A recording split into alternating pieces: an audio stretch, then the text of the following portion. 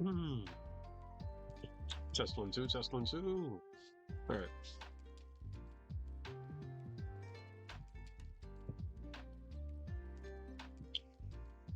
Alrighty, my good people. Welcome to TCO Podcast. Welcome to TCO Podcast. Been a pretty chill day. And Hmm. Zane, it's good sitting with you again. This will be, I think, our second or our third podcast together. Is that the Tekken Extraordinaire Cloud 805? Yeah, I wouldn't say all that, dude. The Victor Master. Man, that character sucks, man. Bullshit. What do you mean? He has no mix. Just block mid. Just block mid and watches you lose 30% of your health from blocking the mid. Mhm. That's fine. It's fine. He has no launching lows. You'll be okay. He just got launching low. What the heck? Dude, people have like Snake Edge, right? That are Shall like, you? She has launching lows. yeah, well, she's got a launching low. Her launching low that's not the non-30 frame launching low requires her to step 3 times in order to do it. Azucena, she has a launching low. Like, come on, man. She is a fun Weird character, input. by the way. Very fun character. Her- Also, her Cloud, what- welcome to the Her running button is nuts. Mhm. Welcome to the stream, my brother. First and foremostly, thank you Hey, for welcome taking the on board. time out. Yeah, no problem. But but yes, thank you so much for coming out. I want to make sure that everything's good. How we feeling? Mike's good with you guys? Or I mean, yeah, though I got hear you guys fine. You hear me good? perfect. Excellent. All right, my mic sound good? Mm-hmm. Excellent. But yeah, before we get into the topic though, what were you saying about Azucena, Zane? Her while running button is nuts. That's what I. Oh that's, yeah. that's all I said. Step Lee- the mid, duck the high. It's that easy. Yeah, does she have like the built-in dodge mechanic thing? Because like I've seen some like clips with it, and it looks kind of sick. I'm not gonna lie to you, man. Like the slow motion Yeah, with her just like weave, like it's kind of she's not really a counter character, but she's a counter character. right. But all right, gentlemen, let us get into it. So, Zane Cloud, what brought you into the FGC? I guess I'll answer first since I've been around longer. It's just simple. It's just wanting to kick everybody's ass in Marvel 3. That's like what initially got me in. So the way I even found out the fighting game community was the thing, my buddies played card games, right? You know, they played Yu-Gi-Oh, you know, they played Naruto and all that or whatever, right? Mhm. I was at a like a comic book shop with them, and they were watching a stream, and it was I think Tekken Tag 2 was on the stream. I was like, "Oh, what are you guys watching?" They're like, "Oh, it's a fighting game tournament. It's called Evil." I was like, "Oh, that's cool. I like fighting games." You know, this is like 2010, 2011, and I was little me was like 16 at the time. I was like, I like me some fighting games. I've been playing them since I was a wee little baby. So from there, I was like, okay, I want to kick everybody's ass, right? Mhm. These guys suck. I know I'm better than them. So, you know, Marvel's obviously out at the time. I'm grinding the game out. And yeah, you know, I fell in love with Marvel. You know, wasn't able to really travel until I was about 18, right? Due to circumstances and just the pure passion and the feeling of just wanting to be the best is what got me into the fighting game community. And you know, unfortunately, in my area, it's a barren wasteland. Nobody plays fighting games, right? My closest I local feel was that. WNF, Mhm. just like 2 hours away. You know, and when you're a 16-year-old kid, you know, you find out about Evo. You know, you got no car, you got no buddies into gaming like that. You kind of just stuck with the delay based netcode. So Mhm. you know, it was a bit. I started a little late, but you know that's why I wanted to be in the FGC. And you know, of course, afterwards, it's like, oh, this is pretty cool. People are nice. The community is cool. I think I'll stay. That pretty much sums up my experience. Mhm. Sorry, a What? little late. He said. Sorry, a little late. He said. At 16. I didn't even know what a fighting game was at 16. Hey, dude, I didn't get into the community until I was like 18, 19. That's late nowadays, bro. You got like 13-year-olds playing rollback. They don't even know how easy they have it. I They found don't out know what a the fighting struggle. game was at 18, 19. It's all right, dude. You're playing League. You're basically playing fighting games. I was playing League. That is very true. Yeah, League And is sorry. like a strategy type. Like I don't know, I don't play League, so I'm just asking. It's got footsies. League's got footsies. You're basically playing a fighting game. Okay.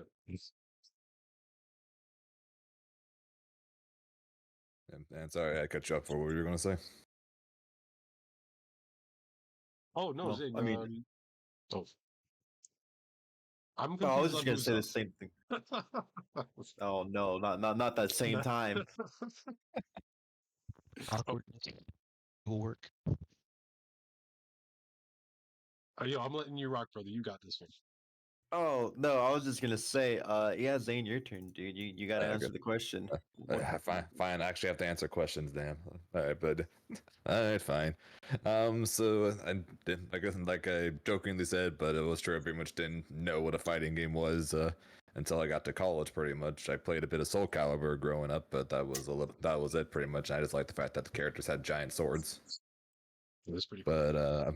But a guy I met during orientation for college, eventually became my best friend, and he knew I was a big Marvel fan. So he's like, I'm gonna have you try this game. So he invited me over to try out this game called Ultimate Marvel vs. Capcom 3, which Oh, ended up being the first fighting game I ever tried. Yeah, I don't think you've ever heard of it, Cloud, but it's a pretty cool my, game. my beloved. But then couple years later, like a year or two after that, Marvel Infinite came out, so got to try that. Then a year after that, I was a big Dragon Ball fan growing up. So when Dragon Ball Fighters came out, and I was like, hey, look, it's Marvel vs. Capcom, but Dragon Ball. Okay, I'm definitely there. So I picked that up. And then during the COVID times, since I had nothing better to do, I started streaming just to say, hey, look, I didn't cheat my way to this amount of points on Dragon Ball. I ran into a player named Scientific KOF. He kicked my butt over and over and over again ranked, Shout out and I Scientific. kept Really good player. Yep, I kept fighting him over and over again until he eventually said, "Okay, you're good enough now. Enter the Cloud series and enter WNF." And I'm like, enter what now? What are these things that you're talking about? And then he's like, enter them. I'm like, but they're tournaments. I never really planned on entering any fight game. Enter them. I'm like, fine, I'll enter the tournaments. Damn, Christian's And on your ass. oh yeah, Christian was on my ass to enter those things. And then yeah, my first online tournament was the Cloud series. I ended up, I think, 9th, losing to good old Bionzo and Jonathan Tene. And Oh man, I haven't yeah. heard about Jonathan Tennant in a minute, bro. Yeah, and I heard he's doing okay in Strive now, so I think he's better off right now. He ain't doing okay, dude. His character's out of his nerves. He's in shambles. He's lying. Yeah, well, he has had the last year or so, pretty much since he qualified to try and be ready for next month. So True.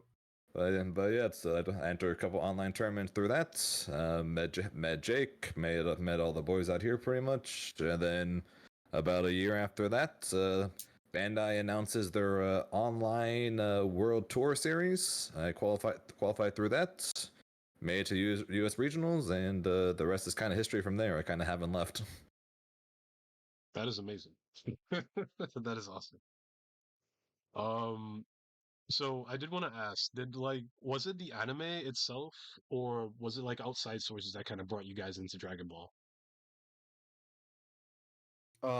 It's a tag fighter, and it was Dragon Ball. So I was like, man, if only I had another Marvel vs. Capcom 3. Or well, I mean, I guess there's MVCI, but that game died. You know, in the blink of an eye. At least you got a cool gauntlet out of it. That is very true. That the best trophy the FGC will ever see. I can't complain too much. But for me, it was just that. It was Marvel vs. Capcom, but Dragon Ball, plus Super Dash. Yeah, yes, I grew up watching Dragon Ball. I played all the games, the Legacy of Goku games, Budokai, Tenkaichi, all that jazz. So I was a big Dragon Ball kid growing up. So, and with Marvel being the first fighting game I ever learned, and like I said earlier, and like Cloud just said, it's Marvel, but Dragon Ball, it was kind of a no brainer to try that game. Mm-hmm. So, all right. So I have an interesting question for both of you, right? What would you say was your favorite season and your favorite characters in that season? Like, do you miss? Sorry, Oh, okay. Yeah, you got it. You got it. I'm sorry. I've been asked this question multiple times, and my answer hasn't changed in years. Hmm. With release 3 was far and away Do the best season of Dragon Ball for me. I do we not agree. miss the snap I method? Do agree. we not miss GT Goku? Or Oh God, no! Oh God, no! Mhm. Oh yeah, Listen, I totally missed the days where half the cast was basically unplayable. Hmm. yeah, that's the thing about it, right? Season 2 was very polarizing. Season 3, though, right? Like right before they added special tag, it was perfect. We didn't know how good we had it at the time. The best characters in the game were Z Broly and Majin 21. We didn't know how good we had it. Majin Oh 21, man. the Go Tanks EX Punch Bug was like the craziest thing. People said base Goku was like the second best anchor behind Z Broly. It's like what the What a it's like time, right? if you say that now, if you say that right now, like base Goku, Yamcha were the best anchors behind Z Broly. You say that now, and people will laugh in your face. Yeah, dude, it was sick. It was great. Mhm. We didn't know how good we had it. At the Yeah. start of season 3, all the whack characters got pretty decent buffs, right? So they Mhm. weren't all that bad anymore. Yeah. Beerus. All the characters with terrible assists got extra assists. The characters whose only good moves were EX moves suddenly could use them because they changed it to cost half a bar. You see, from how I see it, guys, I you see, I would love for them to go back to how season 3 was.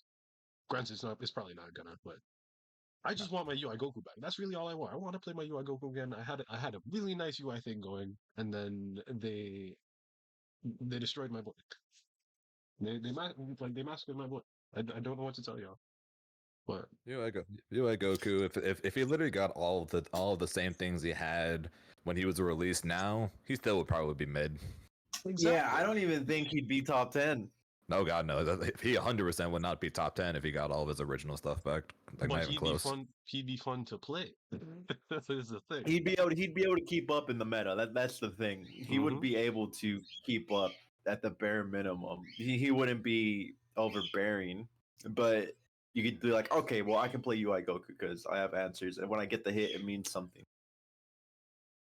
And yeah, well, hey, if Yamcha can't get his Wolfang Fist recovery back, apparently that'd be too powerful. Yeah, that was the balance changes in this game never made sense in any capacity. It's super weird. I Hmm. love I liked a lot of the buffs they gave characters up until like 3.5 for 3.99, whatever you want to call them, call the ones after 3, pretty much when characters start getting a bit obscene. The double The dog is the crazy. Yeah, like right now, like Goku Black got that teleport buff where he can be on the ground or be in the air. That was a buff he needed like 5 patches ago. Easily. Yeah, I agree to give him some mix. Yeah, he literally needed that like 5 patches ago, but somehow it took this long to get this one, and by then it's pretty much too late. But yeah, going Um, back to your original question, season 3 was definitely the best time. That was just unfortunate that it happened during the time where no offline tournaments were happening, so we couldn't see it. mhm. But like, who are your favorite characters like during the seasons though? Like from season 1, if you started from then, or For me, it's during well, I mean, one it's always been Gohan. Like that's character's probably been on my team the longest Mhm. out of everybody. But season 3, dude, my team of just like I rotate a little bit. I would sometimes play Kid Buu, Adult Gohan GT, or Kid Buu UI Adult Gohan. Just those rotations were great. It's so much fun playing those characters. You know, even Mhm. with like the nerfs or whatever, right? Are people Just still a playing lot of Kid Buu, fun. you think? Come again? Oh, my bad for cutting you off. Are people still like playing Kid Buu, you think? No, the No. character's awful. He's bottom 3. Character sucks. Kid Buu now is probably stronger than he's ever been, minus the fact that in season 1 his light ball was a mix-up tool. But he's stronger now than he's ever been, and people won't even bat an eye with the fact that he's like bottom tier, I see. which is just crazy. Again, that kind of just shows the difference between now and even back in season 3 when Kid Buu was still considered top tier. Is that basically the bottom tier characters now would be top tier then. And then for me, on release, season 1 mains, well, Beerus and Yamcha, the worst character in the game, and one of the best anchors in the game back then. Season two, eventually the season 2 had to drop Beerus because they basically didn't buff him at all, and once the fuzzies were discovered, Beerus could be fuzzied, so that made the bad even worse. That's why it was Beerus tier. And then in season 3, I picked Beerus back up again because his assist got 2 orbs, his dive got a ground bounce, so he actually had damage. He got his orb kicks actually became mix. He actually became a character in season 3. You know, I never thought that Beerus was considered a tall character. His Granted, ears apparently made him fuzzyable in season 2. He So is so Wow. stupid enough. to be fuzzy, Jeff. It was terrible. It's Hmm. like, well, it's like, man, he was like the worst character in season 1, and then now the snap mix is here, and he could be fuzzy too. It's like, holy crap. Yeah, because like at the time in season 2, Beerus wasn't exactly like the best character. No, like no one played him. You know what I mean? Which is He was terrible. He was arguably the worst character in the game in season 2 in a world where release Videl and release 17 still existed. oh yeah, yeah. What a time. Remember? Yeah, Like that was honestly like the funniest thing about Dragon Ball DLC. There's a recurring joke going around, of course, about about pay to win and everything. But when it came to Dragon Ball DLC, the characters were either god awful or absolutely broken. There was almost no in between yeah, could you like across the entirety of all 3 seasons of DLC. yeah, you could just like super dash 17 during his records, couldn't you? Like way back then? Yep. And- No, it wasn't that. It was that his overhead one was 2Hable. right. So he couldn't even do a high low on that. You the second you see him jump in his Rekka, you just 2H him and he dies. Yeah. Oh, how times have changed. Yeah, take me back, dude. Made the Rekka easier. Now, made it to where it was actually RPS. It is no longer RPS. Oh my god, yo, I saw that. I was on your stream yesterday and some fellow was saying how it was RPS. Yeah, yeah. When I was making my tier list, someone in chat, this guy Poncho was like, 17 records are RPS. I was like, no, No. they are not. Unless you have like tsunami and earthquake and like ballistic missile in rotation, or rock paper scissors. Like if it's RPS. This, Oh, that too. okay, now you can go ahead. I was gonna say, like, if it is RPS, like the odds are heavily stacked against your favor. Like it's almost to the point where it's not worth trying to play rock paper scissors with them. Yeah, you just hold raw tag and pray. And welcome to fighting. Welcome to fighting against Beerus in a nutshell right now too. An entirely weighted RPS in Beerus's favor. Yeah, that character makes me mauled. Oh, trust me. I know. I've known you long. I've known you for a while, long before you knew the hell I was. I would follow your tier list and slowly watch Beerus move up the tier list as I pissed you off more and more with him. Yeah, dude. It was. I'm just saying, man. EX, what is it, 236H? Maybe he shouldn't get a 50-50 off that. Yo, I'm Beerus just has saying. had like the craziest come up I've ever seen. Like he went from one of the worst to terrorizing the world class players. Like, And yet to this day, I'm still the only one that does it. Yeah, funny enough. yeah, you're right. Yeah, because no one wants to deal with learning the key blast RPS that is beer orbs. He was RPS. Oh no, he thinks it's RPS. It is RPS. No, it is not. Especially if characters are too short to reflect. Okay, No. okay, fair. Against short characters, you're just screwed. Yeah. If you're medium or tall, it's RPS. If you're short, if you're short, you're taking it. And a decent amount of the really good characters are too small for that shit. Decent amount. Okay, Krillin GT. Gotenks, right? Another character no one really plays. But Vegeta Blue, all the Vegetas, right? What about 18? 8, she's too short. God, 17's too short. Like, come on, bro. There's a lot of characters that have to hold that 50-50. Okay, that makes sense. Well, there That makes sense. better be a reason. There better be the case, or else people calling in top 2, top 3 are out of their minds.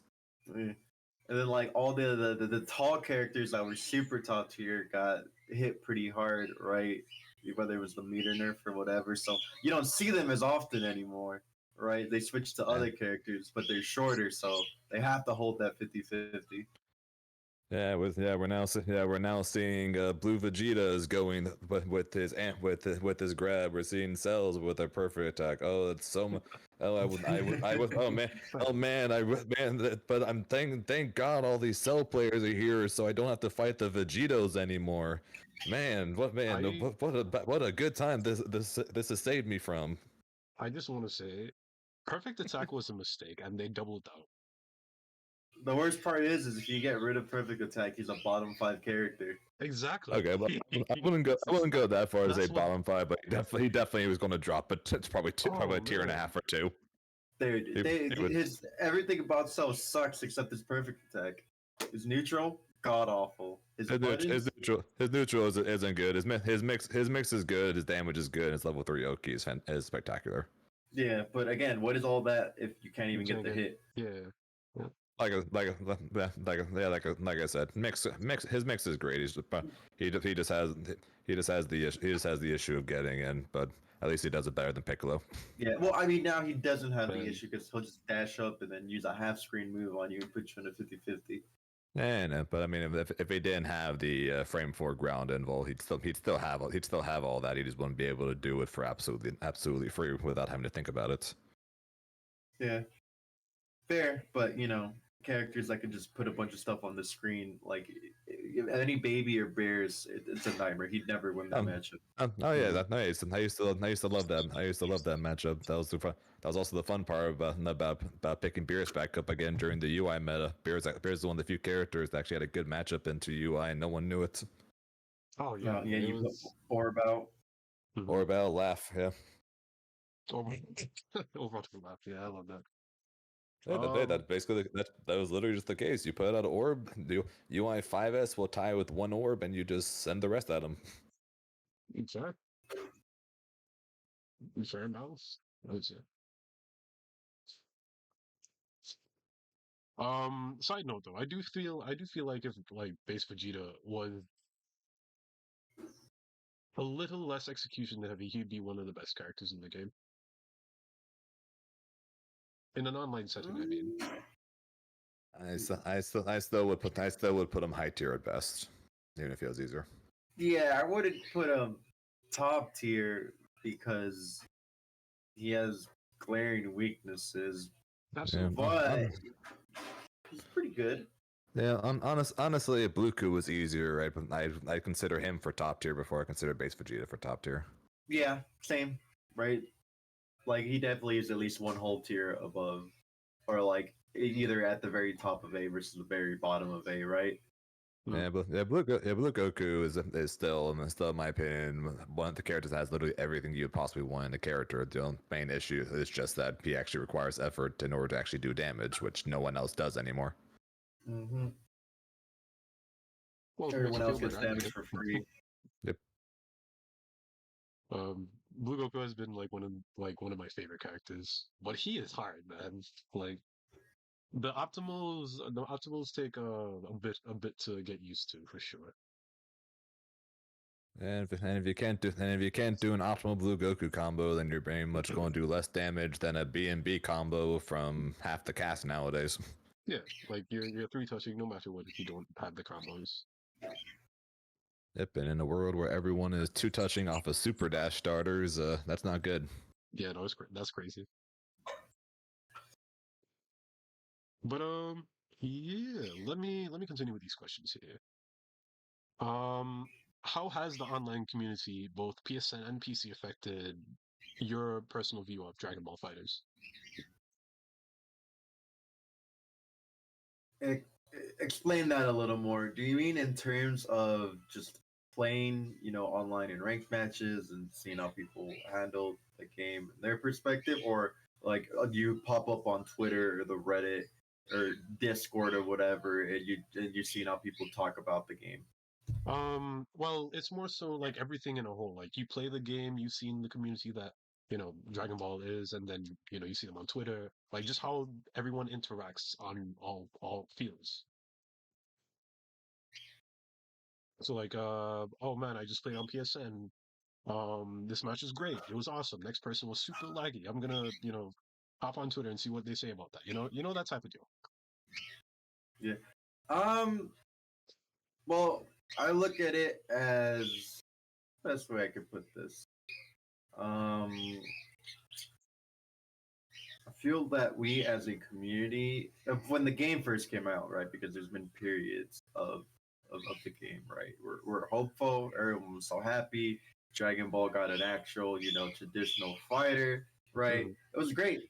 It was great. Everyone was hopeful that this game was going to be the greatest fighting game ever, and which it could have been. I actually talked about this yesterday, about the curse anime games suffer, which is that they fail or fall off. So Mhm. it's funny that you're like that could kind of segue into this. So when the game first came out, everyone was happy, hopeful, everyone loved it, right? You only saw positive things. The community was all positivity, right?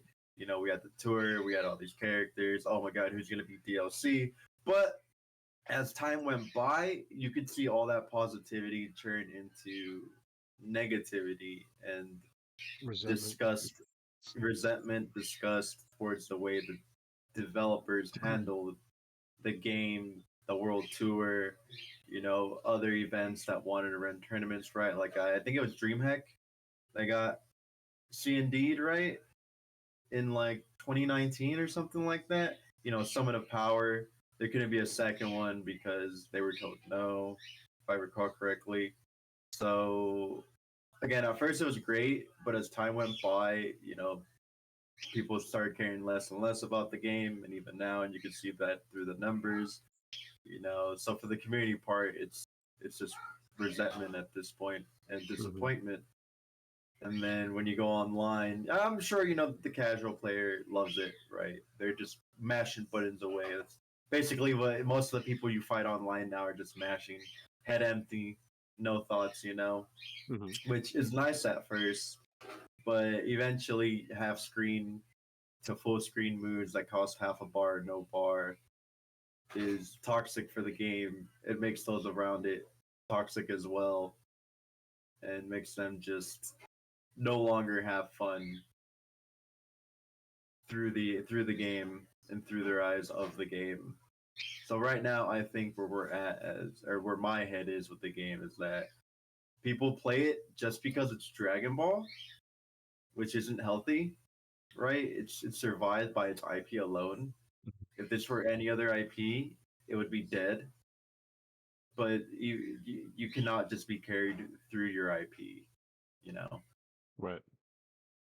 Yeah, at this point, pretty much everyone who's enjoying the game right now is just enjoying the fact that basically the best way, or the way I've been putting it, pretty much is the skill ceiling of the game pretty much has gone down over the course of the last like year or two, especially with the patches, and the skill floor has gone up dramatically over especially within the last two patches, just because you pretty much don't have to think anymore, and you'll probably win just by mashing whatever, which is something that many people are happy about. Like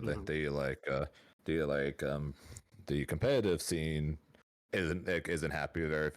Very few people I've talked to have mentioned that they actually enjoyed this patch just because of some of these changes.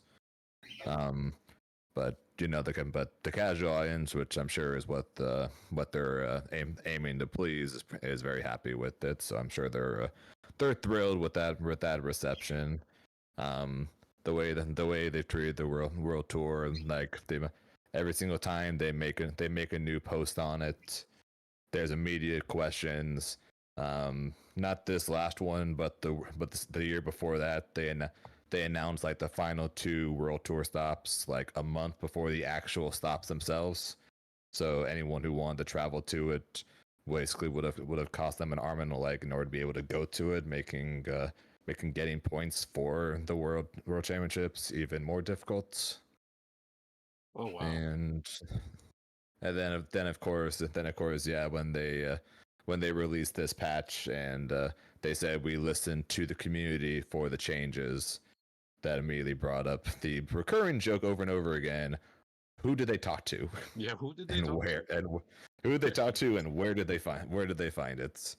But yeah, I wasn't around. I wasn't around in the competitive scene in 2019, so I don't really know anything about what they're doing with things like the Summit of Power or stuff like that. All I know about Summit of Power was that I was at home watching it on Twitch and laughing at all the team names people were coming up with, and watching Cloud's combos get rated down low just because he's Cloud. I got robbed, dude. I remember when crazy. Lord Knight did that what was it, the 2H spark combo? I remember being on the mic and saying, dude, this is gonna be a B&B in like a month. You guys are scamming me here. And lo and behold, I was right. It was a B&B in like a month. I was like, I can't believe this. I'm right again. Yo, Lo and behold. the prejudice is crazy. The only thing I know from those previous seasons is pretty much just from a spectator point of view. But I was definitely sad there wasn't another Summit of Power, which is why when Cloud held the that event, held his series with the Utah thing, it was kind of like a mini Summit of Power, but that was a lot of fun though. Yeah, good times, man. Yeah, Thanks for being part of it. and I'm pretty sure was that the first time was that the first time I met you in person? Maybe. I think maybe we saw each other. I'm pretty sure. Did you go to any tournaments prior to that? Combo Breaker. Maybe Combo Breaker. That's a big maybe. But I have a terrible memory. All right, I don't even remember what I had for breakfast yesterday, so you can't count on my memory. That is fair. It pisses off my fiance. She's like, "What do you mean you forgot?" I was like, I just forgot. That's how I am. My memory sucks. Can't hold, dude. It's over. Yeah, well, your brain is exclusively set for frame data for moves and games. That's all it's there for. Amen, brother. Gotta make room for the important things, Yeah, that's what I'm saying. Yeah, I made a joke literally last night because my younger sister got back from taking a science exam for college, and then she got 100. So everyone, she's like, I'm like, yeah, she's studying all this scientific stuff. Meanwhile, the only thing that's going. Meanwhile, I went to college. Studying numbers and accounting, and now instead I'm studying much smaller numbers that go up to like no bigger than 40, but about 50 different of them across 32 different characters. Mm-hmm. That's my version of studying nowadays. Listen, you're doing quick maths, okay? You're doing mathematician numbers right now, right? That's how fast you're cycling through these numbers in your head. Yeah, bro. Yeah. The best part is you have that same amount of time to remember. You see this move. You see this move that comes out in 13 frames. You have to remember in those 13 frames that it's minus something. Hey, at least Dragon Ball follows a somewhat rule of thumb. Tekken is just good fucking luck, bro. This hop kick is 19 frames punishable. Oh, but this other hop kick is only negative 13. Yeah, good luck, bro. Yeah, I feel like Tekken is like it's a very much a get good game. Like You just have to roll with it, man. You know what I mean? Yeah, I was told by someone that it takes roughly 2 years in order to get competitive at Tekken, just due to the knowledge checks in it, which is insane. No, I'm just go to the replay, dude. Trust me. I have been every time I fight a Victor, I go to the replay to figure out what to do against that damn sword swing. The sword swing is all he has. All right. When he's in heat and he does down back 1+2, it's all he has. Soon you're gonna learn. I don't have to be scared of Victor. You're just being scared, bro. Trust me. As a Victor player, there is no mix outside of when he's in heat. But everybody has mix in heat. He has no mix without heat. What's the deal with King? Like, what's this news about this unlimited grab? So the thing with King is that they basically, because of the fact that King in Tekken 7 was just a straight up knowledge check character, to where if you knew like all of his grabs, then you're very much going to get out every single time. No, it doesn't matter what he does. Mm-hmm. But what they did in this game was, besides the fact that that he still has a couple of those. Once if you know the grab, like the main two that I look for, the arm breaker when he brings your arm over his shoulder, or like the heel, whatever you press 2 for the arm breaker and 1-2 for the other one. That'll stop him from hitting you with like the death cradle and the big damage stuff. So but the other issue though is that he has a 50-50 grab, one of which you have to tech with 1-2, and the other one you have to tech with 1. But normally with those, you can tell what they are based on which hand grabs you. Like if it's the front hand, it's 1, the back hand, it's 2. Same time, it's 1+2. For King, he grabs you with both hands for both of them, and you just have to guess which one it is, 1+2 or 1.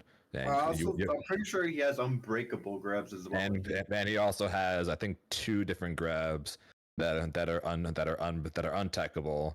And he's got a rapid fire throw one, which I'm sure many people have seen across clips where it just looks like he throws you, grabs you, throws you, grabs you, throws you, grabs you over and over again.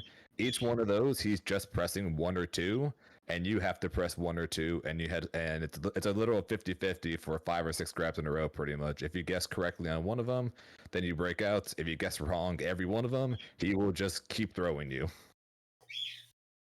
And just every throw is 1 or 2, and you just have to keep pressing 1 or 2 and just hope that you guessed right. I'm not gonna lie to you, man. King sounds like he's kind of carried. He is the scrub killer of all time. Jesus. That's the worst part. Is with these new changes, he's not even just a scrub killer. Now his throws can work against anybody because you're literally guessing on many of them. We're both Tekken babies, right? But even without his throws, he's still mad annoying. Yes, he is.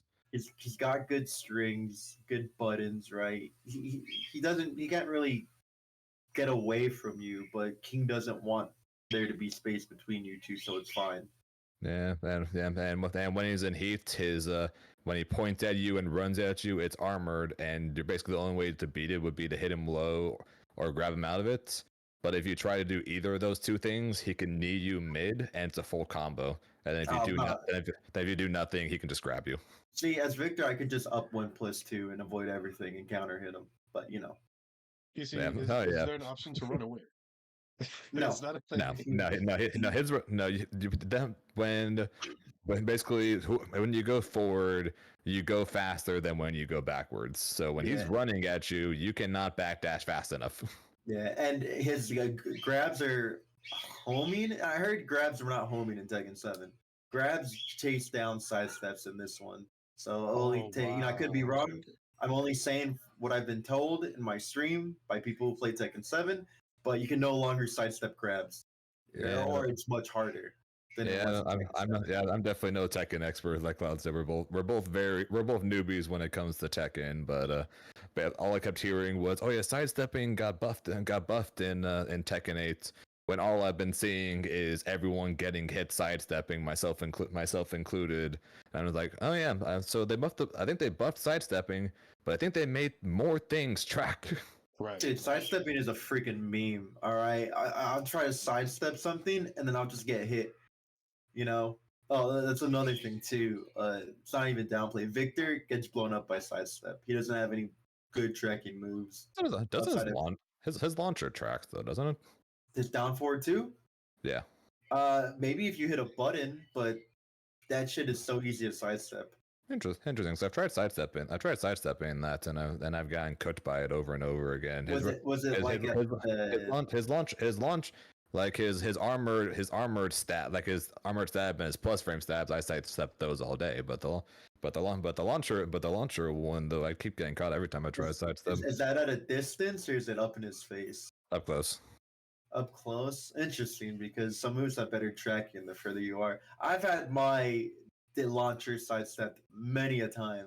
So maybe it's your character. Odds are I'm just bad. My movement isn't good enough, which is highly likely. So I feel that. But yeah, guys, not to deviate too much. Oh, go ahead, Ronis. My bad. No, you good. No, I was gonna say just to make sure, just move on to the next one once you guys feel you are good enough to go to the next question. Take your time. Yeah. I was gonna say not to deviate too much. I do love talking about Tekken. I would love to continue this, but let me ask you. So, like, what was the nail in the coffin for you? You think was it the announcement of the announcement of the announcement of the announcement of rollback, or was it no DBFC at Evo? So everyone keeps saying that the game's dead now, or people are joking that people are nuts for saying the game's dead now because of the announcement of Evo. But I've been saying it for like the last year pretty much, even though there's a world tour going on. My like absolute clearance of yep, this game is dead is that 2 of the world tour stops last year, so like the 7 biggest events for the world tour, winner gets guaranteed spot at Worlds, gets a Dragon Ball trophy. 2 of the stops had less than 25 entrants. One had 24 and one had 16. So that was my big look at that and be like, yeah, if you're one of 7 biggest tournaments of the year didn't even break 20, or 2 of them didn't even break 25. I think 4 of them didn't even break 50. I don't know how else to say other than yeah, the game is kind of toast, at least competitively speaking. I knew the game was over, or as the kids would say, Jover, when Sparking Zero was announced. I was like, there goes all support. Yeah, there goes anything left. There will only be a skeleton crew working on this game just to push rollback out, and that's it. Yeah. That's when I knew the game was done. When the developers were gonna, after they put out rollback, if they even put out rollback, is where they're gonna abandon it. Yeah, Sparking Zero was definitely the sign for me that Fighters 2 was, if it was going to happen, it wouldn't be for a long time. Yeah, like 4 years or something. Yeah, because I think Xenoverse 3 is supposed to be the next big game along with Sparking Zero. In which case, if we have those 2 coming out, wait, that's real? Fighters 2 wouldn't be till after that. So we're looking at least minimum like 2-3 years before we would even consider the idea of a Fighters 2 at this point. So, like, is it a little bit of a hopium? Let me say it like that. To believe that, you know, along with the rollback, we're probably gonna get like the, you know, maybe one more character, or maybe just like one final hoorah patch to be like, hey, this is it, this is what you get. I'm not taking away Soul Perfect Sense. No, I wouldn't say it's hopium, because based on the fact that they do need to they are basically trying to at least somewhat keep people playing their game pretty much to make rollback have a point pretty much. Mhm. So I wouldn't say it's hopium to say they're going to do one more patch or one more character with it. I think it's hopium for people for when people think that that's going to make a difference. Mm. That's my opinion. At least I don't.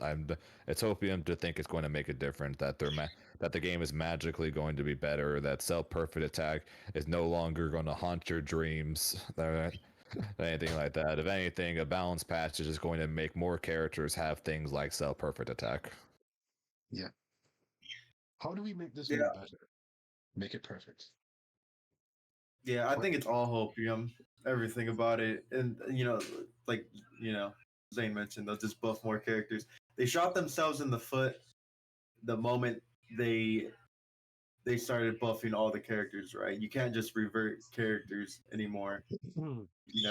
Again, you can only go up and make it more extreme at this point, and it's definitely hopium, in my opinion, for there to be another character or patch due to the simple reason that the entire team is more again it's probably a skeleton crew that's just trying to pump out rollback, right? That's why it's taking forever because the rest of the team is working on their other projects. And the one thing I could say would be hopium is that the reason they made rollback is for another fighting game. Now Sparking Zero is going to have to lay base net code. Let's all be real here. You think so? I'm Yeah, sure. I can Yeah, actually see that coming. What do you think? I'm sure making rollback for a 3D arena fighter With is 106 something characters. it's just way too difficult, I'm not right? gonna lie to you, man. Like Then it's probably DOA. what Sparking Zero. Oh yeah, like I'm, Uh, the game's going to be carried by again. It's going to be carried by IP alone. It's going to suffer the anime syndrome of the first month or two. It's going to pop off because it's Dragon Ball, Yeah.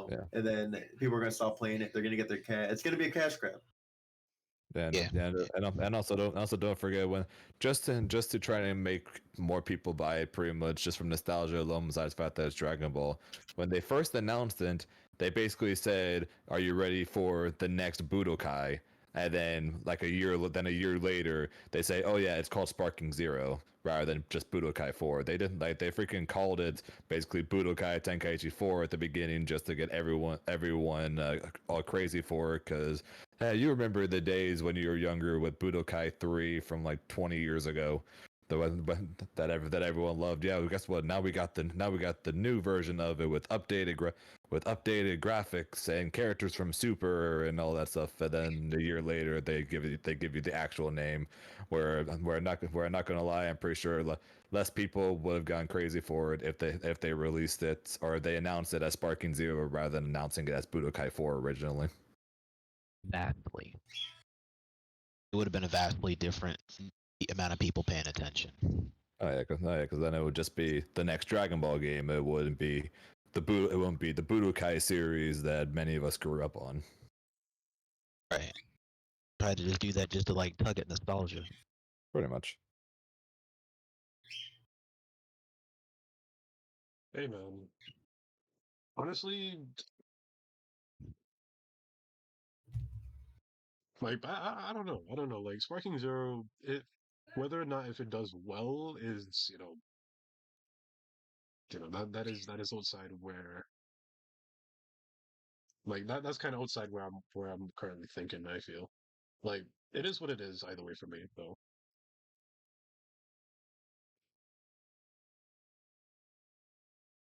I definitely had a question, and it's like it's eluding me right now.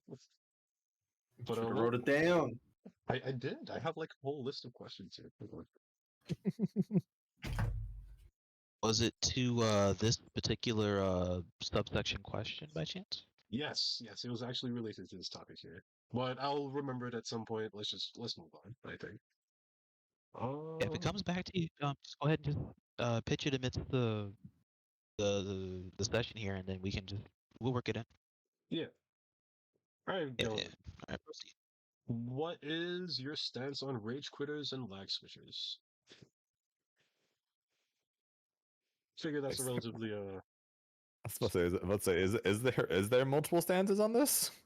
Yeah, You, right. you either hate them or you are one. There's pretty much isn't any in between here. You either hate one or you are one. Well, yeah, I want I to know, think they're like, do you funny, find them? Yeah, yeah, that's what I mean. especially when they still lose. Yeah, it's fun. Yeah, it's fun. Yeah, it's funny. It's funny when they lose. It's aggravating. It's aggravating when you lose because of it. Yeah. Oh, absolutely. What was your like worst scenario of like a lag switch or just like a rage quit? Granted, rage quitters this is whatever really and truly. Like, oh wow, you rage quit because I'm a little bit better at the game. Where, you know? Probably the biggest one I ever got to do pretty much was when I was playing on PlayStation online during COVID. I thought because I guess no one was playing at the time because it was season 2 and many people stopped playing because of Snap. I fought the same person 4 times in a row, and he rage quit all 4 times in a row. Then the fifth time I see him again, he takes one game, and then he actually wins that one game. And next game I'm about to beat him, and then he rage quits. That's funny. Yeah, that's hilarious. Oh, what about My you, Claude? goodness. Um, I actually have a video about it too. There's this guy. I think he was a Z Brawler player. This is my favorite experience with just people messing with the connection, right? Just lag switching. This dude, I think he had my stream open too, because I forget what I did. I did something, right? And this was like the second or third time I got him. Okay. So it was an ongoing battle. And I was like, oh, I'm gonna go grab a cup of water. Little did this can you curse? Can we curse on this? Dude, go for it, man. Yeah, go for it. Little did this fucker know I was around the corner off camera waiting for the game to return to normal. So it returns to normal. I ran, grabbed my hitbox, and started beating his ass before he starts lag switching again. So it was just hilarious to me that he was Oh, in the stream, you know, just like, oh, because I left earlier to grab some water, mhm. right? And then he did it, right? So that's how I knew. I was like, okay, I'm gonna get him. I'm gonna get him. I'm gonna beat him at his own game. That's And amazing. it was just so funny for me. Yeah. The few times I've had something like that for people who come to my stream when I'm fighting them, I haven't had any lag switcher like you do there, but every once in a while when I'm talking about what's going on, and I could tell that they're watching because they're clearly doing things based off what I'm talking about. Where I just on purposely I said, all right, on my next Oki, I'm going to go low just because I keep going high, then immediately the next one has been high again, so then just killed him off of it. So I'm like, yep, peace in chat. He knows. Sparking series It's all, is the it's Tenkaichi always series. Oh, if Tenkaichi is the Sparking series, then but either way, I'm here in the U.S. It came out as Budokai 1 or Budokai Tenkaichi. It never came out as Dragon Ball Sparking Tenkaichi or Tenkaichi Sparking or whatever. So I'm pretty sure that that at least for me, if they just came out with it saying this is Dragon Ball Sparking Zero, I would just be like, huh, it looks like Tenkaichi, and then just moved on. mhm. Exactly. Oh, It's by the like way, if guys, that was the case, they would have had that in the vault later on. Oh, go ahead. Yeah, you good. if you want to check out like some comments or any questions, you could pop up on stream if you want to, and because thus far we only have like one person that's commenting, but it's fine.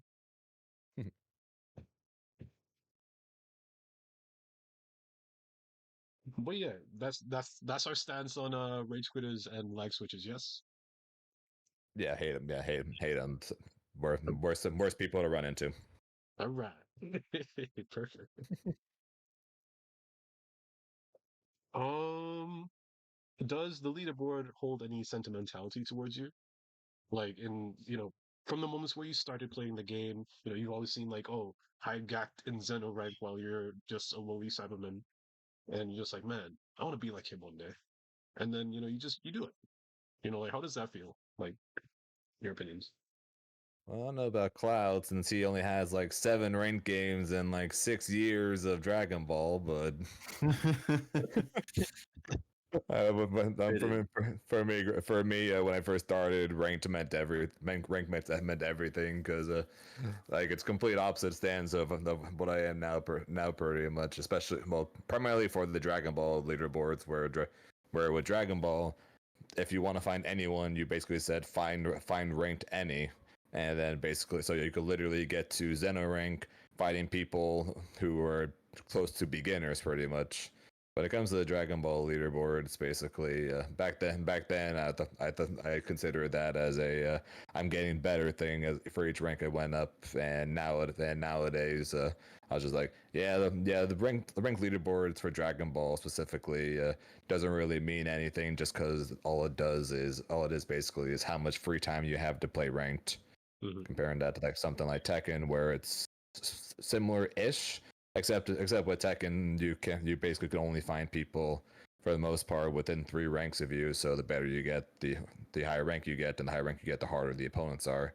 So I like things more like that compared to the Dragon Ball one, where when I was on my grind to get to maximum points with 9 million some odd points, I would run into people with 800,000 points, and I'm like, this is not right. Hmm.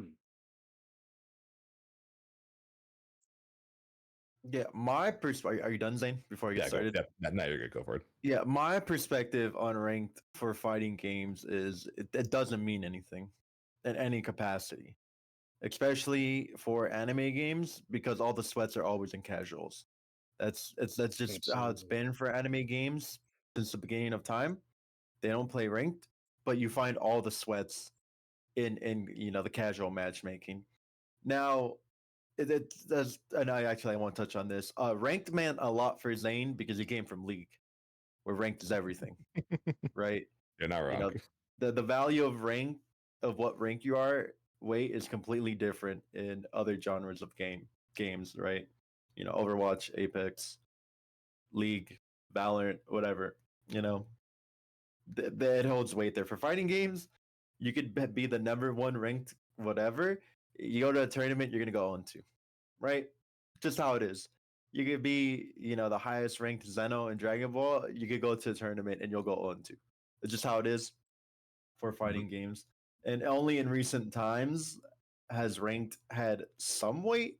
I see people, they're like, yeah, I'm, the top 10 legend in Street Fighter. Oh, I'm a god of destruction. The first blah blah insert character named God of Destruction. I didn't cheat.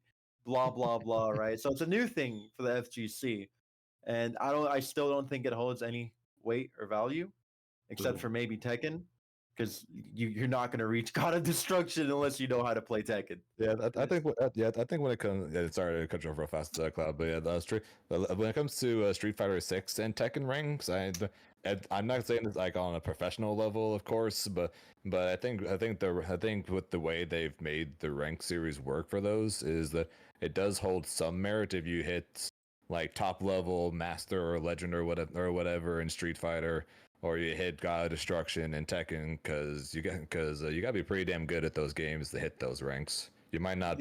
You're not going to just suddenly fight against Arslan Ash or Nee or go beat Punk in Street Fighter or anything like that.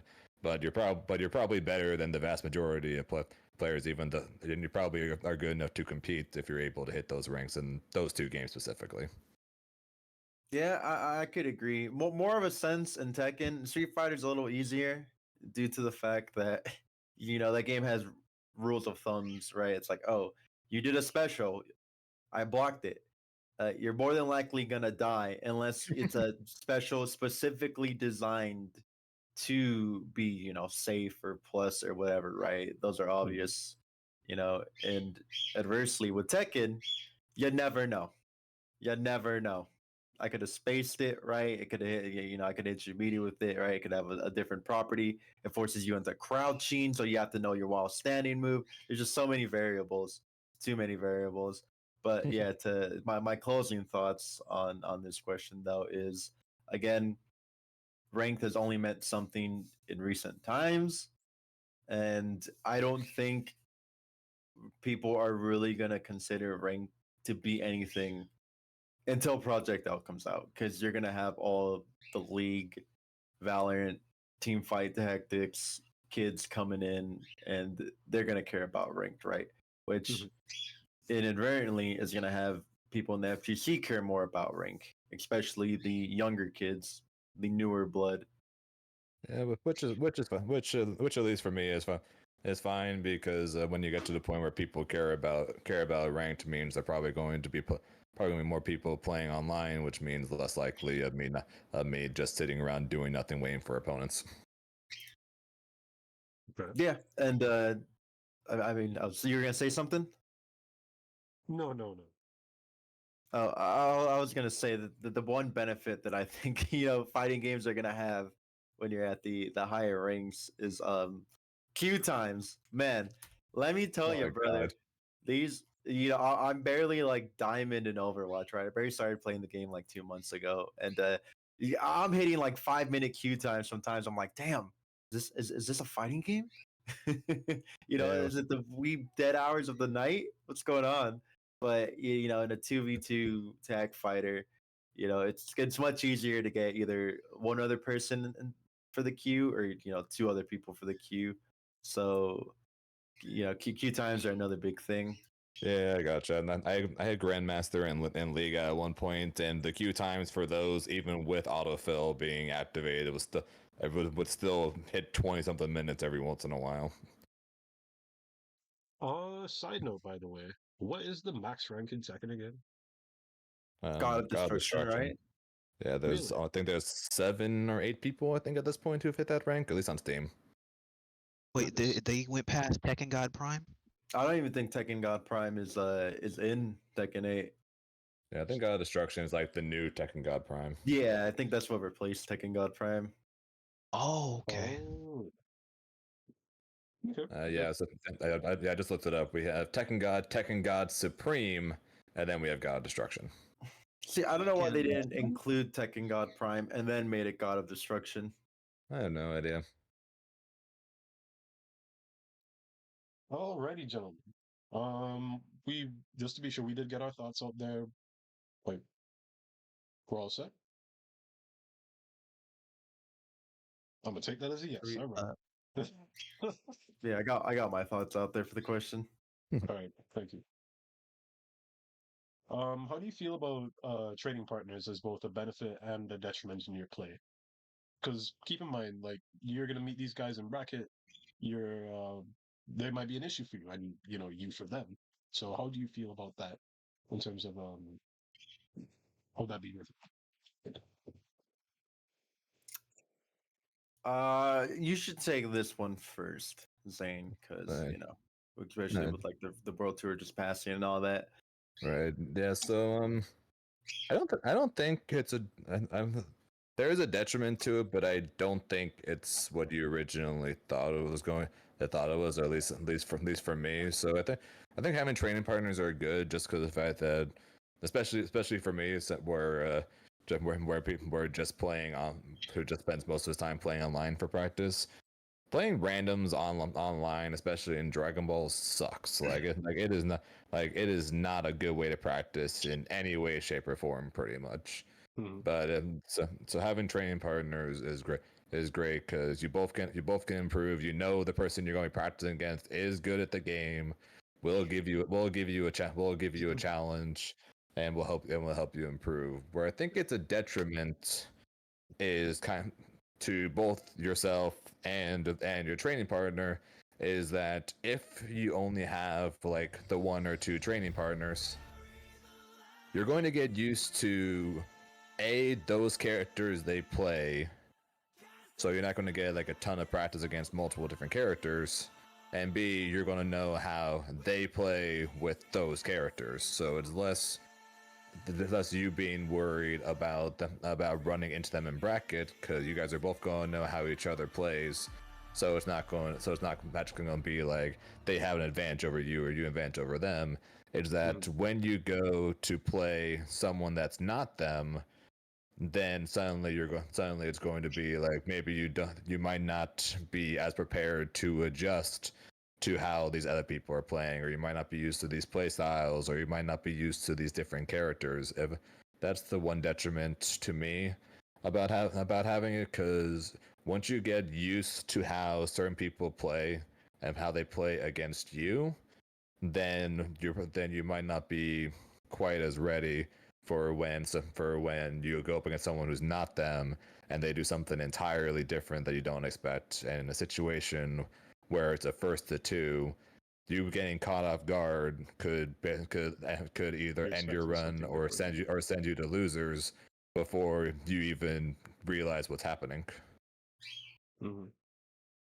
That's funny that you mentioned that because like we literally like Treeman and Daniel were saying the same thing that you just said. So it's reassuring to see that like a lot of players have the same feeling about that. But Cloud, let me hear what you have to say, brother. Yeah, I don't think there's any disadvantage of having a training partner. I think if you lock your mindset into thinking that you like, let's say, me and Zane, like we were training partners, and then he plays somebody who plays my team, right? It's on him to make the mistake of thinking, well, they're gonna play him just like Cloud. Well, everybody has their own style, right? Mm-hmm. I think if you lock yourself into that mindset of this is the one and only way to play this team, that means you're still lacking as a player, Mm-hmm. right? That means in the mental aspect that you have something you need to work on because everybody's different. You can't just assume things, Like for example, when I used to heavily compete, the first I wouldn't even say heavily because I've never been a heavy competitor. I've always maybe gone to like 5, 6 tournaments, a year maybe since I've been in the FGC, right? I would go in and I would always be like, okay, this person. I would always think the person I'm playing is good at the game, right? So I would treat them with respect. I would never think, oh, they play this character, they're gonna play him just like my buddy. Like it's like no, everyone has their own style. That things like that are what separate the top level players from the high level players, and then the high level players from the mid level players, and so on, right? Mm-hmm. And if you have a training partner, and of course, we coach in the FGC, we're not the Smash community. You can see when your training partner is distraught or confused. You could be like, "Hey, man, what are you doing? You're not playing like yourself. Just play your game plan. If that doesn't work, then mix it up. But right now, you're not even doing that. So it's nice to have somebody in your ear. And I'm gonna sound like a broken record here, but when you're really gonna see something that when you're gonna see what I'm talking about be super prominent is when Project L comes out, because the high level teams are always gonna have a high level coach in their ear, right? During the match, you're gonna have a constant coach, which is something we've never seen before, and it's gonna be something new. And I'm curious as to how it's gonna turn out. But yeah, so I think that there's no real detriment. You just can't lock yourself in the mindset of being like, well, he played different than you did. Well, no shit, man. He's not me. He's a Yeah, completely different person. yeah, I agree. There's a million positives to having a training partner, and like I said, maybe one or two things if those as detriments. But basically like the only reason I probably wouldn't have even brought up that as a detriment pretty much if it wasn't for this last Worlds where I watched what happened with Garlic, who's at least in my opinion the best player in the West out here. I think he was so used to everyone pretty much he's fought showing at least some level of respect to him pretty much and his neutral game and the neutral game of his characters, that when he fought against Wade and Nikoan, who pretty much just went full sprint at him nonstop, he just wasn't able to deal with it. I don't know. Like I feel like Garlic Bread. He definitely could have played. You know what? Let me not say that. Let me not say he could have played better. Like I feel like he was definitely in his No, head he, at some he, instances. Oh, he could have played played better. dude. He Yeah, 100% could have played better. Like If you don't okay, want to say it, we'll say it. yeah, yeah, okay, dude, we thank you, got thank you. you. Yeah, no, I feel like And no. Please go ahead. Oh no, you can finish your statement. Finish your statement. I'll go after. I was just gonna say that I feel like there was a lot of instances where he was definitely in his own head, in my opinion. Because like I've seen garlic bread cook. You know what I mean? I've seen this man in the kitchen. He was not cooking that day.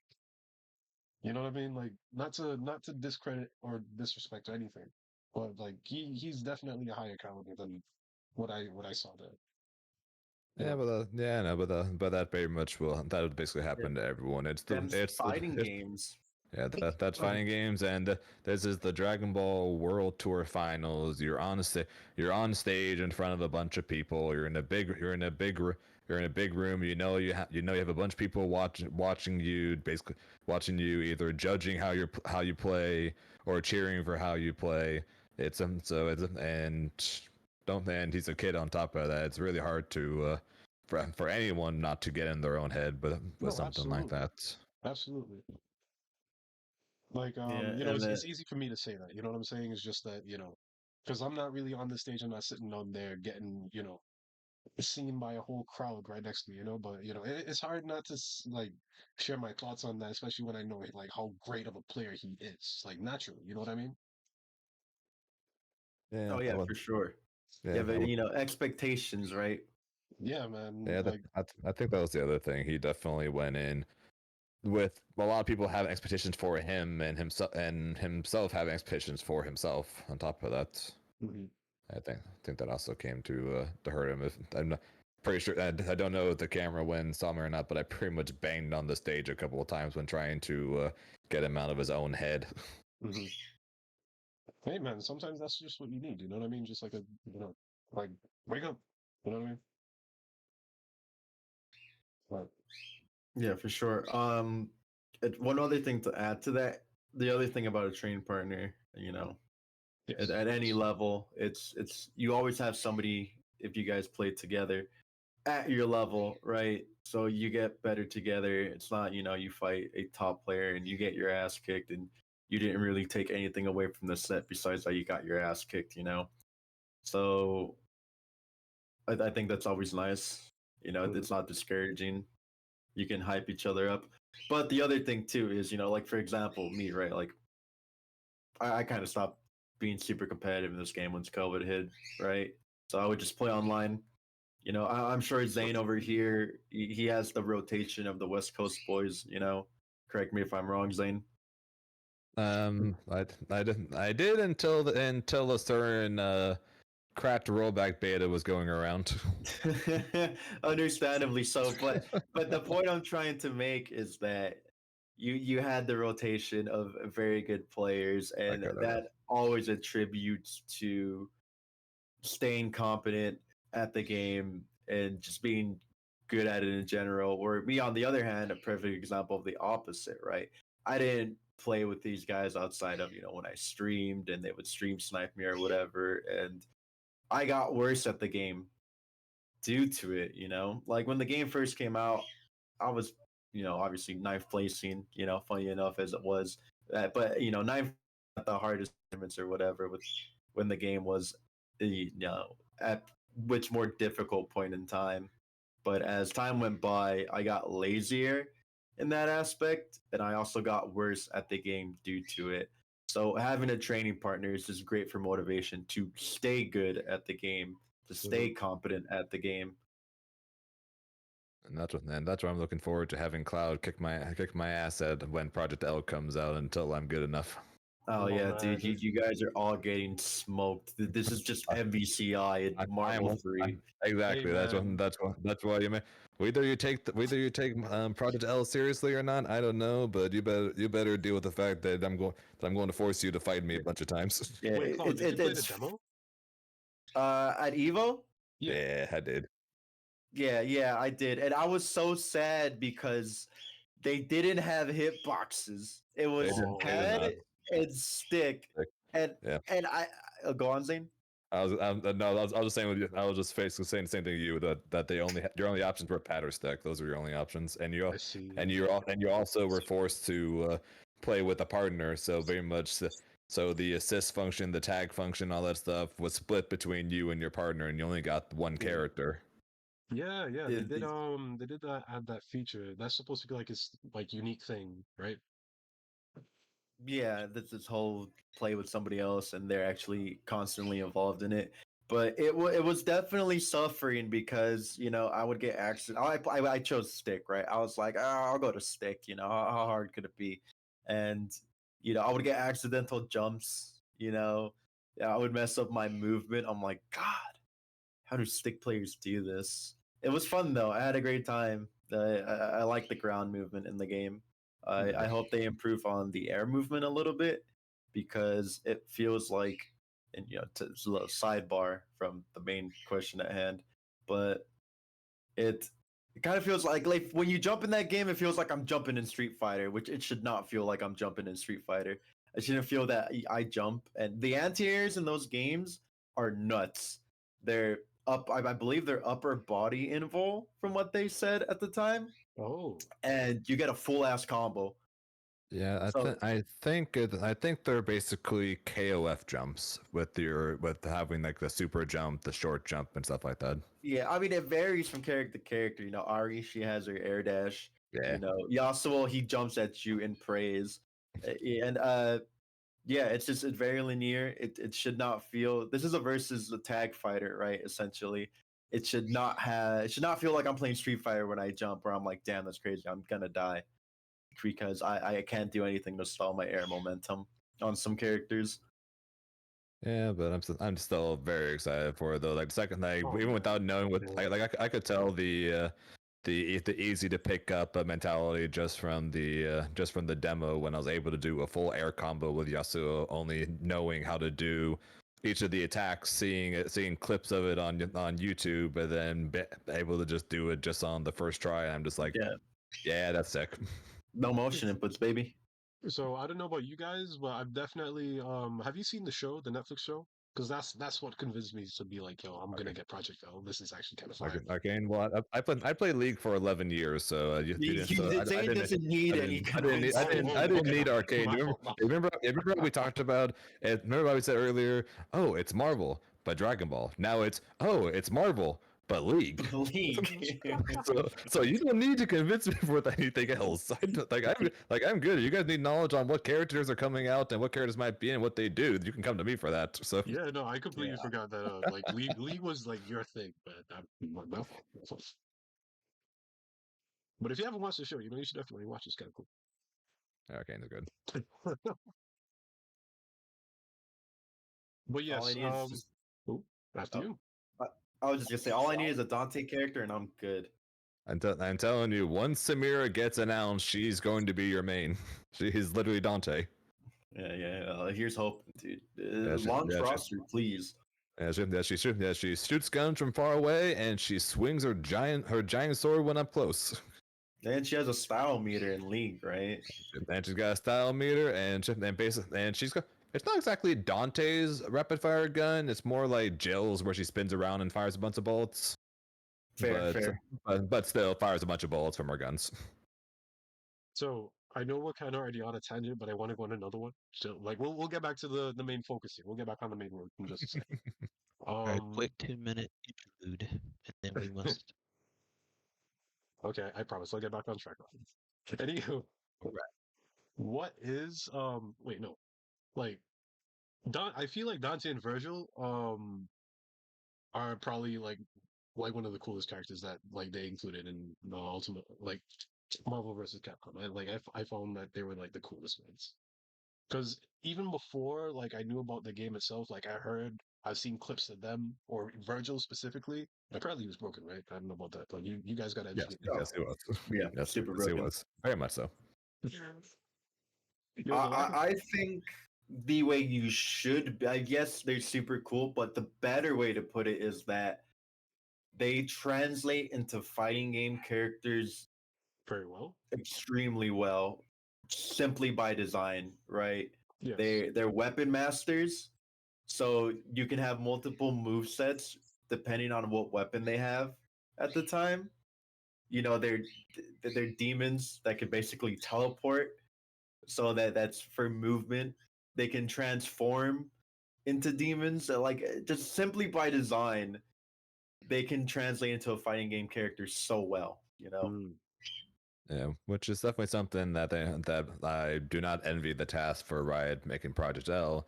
Is the fact that they're transferring characters from a MOBA game that have a auto attack and have 4 abilities, and that's it. And they've got to somehow transition to that to each character having a light, a medium, a heavy, multiple different versions of said buttons, multiple different specials, supers. I did not. You I you did not envy say that. that, but maybe this is just me. What's the word I'm looking for here? For lack of a better term, being an asshole. But like, I've had these ideas for Samira, right? Like, you're talking about designing a character, which I would imagine is incredibly difficult. But maybe it's just because I've played fighting games for so damn long that I have a better idea in my head of like how you could create moves for a fighting game character and what skills and abilities they could have. So this is my idea for Samira, right? And I think it would be super sick if they did it for her. So as she's probably gonna have the style meter in the game, right? I mean, it's just her character in League, okay? Probably. So instead of it just being a cosmetic thing, in my own head, I was like, oh, wouldn't it be cool that as she levels up her style meter, she unlocks moves? So, for example, uh, obviously they're gonna make her super cool, right? Heavily inspired by Dante. So with her sword, she would have a low, right, where she like turns around and throws it behind her back. And if you reach like, I don't know, B rank, when she does that, you could shoot it with her gun and it would prop it off the ground and it would launch you, for example. It's fitting to the character. It uses her level up system and things like that, right? And I mean, I a separate time because it would take too long, but it's just like ideas I have if I were to make the character to have her Okay. be true to the game. And as she props you up, right, she shoots herself off the ground with her gun to chase you. Because her whole thing That's is kind just of to be stylish, right? Kind of taking a bit of Frank West with the level up system in a way. Yeah, and I think the biggest thing of her gimmick would be that once she reaches, I don't know how high does the style meter go? S?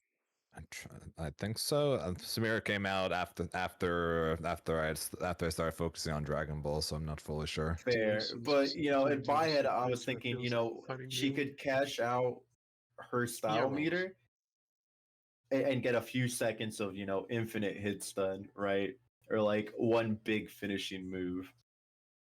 So it doesn't just seem cosmetic and there's an actual reason behind it. And it also focuses on the idea of having a point in an anchor character. Yeah, Instead that's of some. just Yeah, that's something I really hope Project L goes back to, because that was honestly the biggest downfall of Dragon Ball to me was the fact that they pretty much have removed the the idea of roles. a point character, a mid character, and anchor character. Yeah, outside of like a few instances, like you have S Brawly, who you want to play him mid just to level him up, right? But other than that, I do agree, because the whole concept of, oh, this character is better in this position, it just It's adds more depth to a game instead of, Yeah. well, you could just kind of play them wherever. Yeah, this character builds a lot of bar, but doesn't do a ton of damage. But this character does a ton of damage by spending a bunch of bar. That's basically what the game used to be like. Now everyone builds 2 to 3 bars, and everyone does 1 million damage. Yeah, I feel like the game is at a point to where like expression in terms of like what you can do with your characters is a little bit more lenient, if that's the right way to put it. Too lenient, man. It's no longer you have to build a team. Now it's just pick 3 characters you like, and then odds are it'll be fine no matter where you put them. Right. There is still team building to an extent, because there are still best teams in the game. Of course, that's not going away. But gone are the fact that you have to have this character in this role, or this character in this role, or anything like that. Yeah, there was definitely Yeah, more focused on oh sorry, Clancy. Definitely more focused on team building around season 2. Like before they added like the whole assist thing, where you could switch to ABC. By the way, Yeah, for CSS was a sure. mistake. I don't care what people say. Yeah. Oh man. Right. Oh, go on. No. I was just ranting on CSS. This one. Oh, I was just gonna add on to what Zane said. That right now, the only reason you play certain characters in certain positions now is because of their assist. You know, Right. it used to be, oh, I'm playing Z-Broly Anchor because his assist is pretty good, but he's also an incredible anchor, right? Oh, I'm playing Majin 21 mid because she has no knockdown, but I can 50-50 you if I land her level 3. Mhm. I'm gonna play Gogeta Point, because I could level 7 you for free, right? If I have the team built around it. Or you could play him anchor, right? Because he's also a very capable anchor. There were the characters. Some characters do still kind of fit that slot, but as we said earlier, you could kind of just throw them anywhere now, where there's no real role for the characters anymore, which is unfortunate because that was some of the identity of the game, which they just stripped away. And I understand developers want everybody to be happy, Mhm. but you can't make everybody happy. It's literally impossible. And in a lot of the cases, you're gonna piss off more people than make people happy. And I think Dragon Ball is a clear cut case of that. Yeah, I feel like they've definitely sacrificed like the competitive player base for the casual in a lot of in many areas. Let me say, like, look at the state of the game now. Like, this is kind of obvious at that point, don't you think? Yeah, and another thing devs forget is, especially for fighting games, after the first year, you you lose most of the casual audience. That's no longer your focus group anymore. Hmm. Maybe things will change with 6 and Street Fighter 6 and Tekken 8. But as it currently stands, look at Strive. The only people playing Strive are the hardcore players, right? The casual players don't really play the game anymore. They don't have any reason to. There's no costumes. There's no single player content, things like that. Hmm. It's it's just the competitive scene that's keeping it alive at the moment.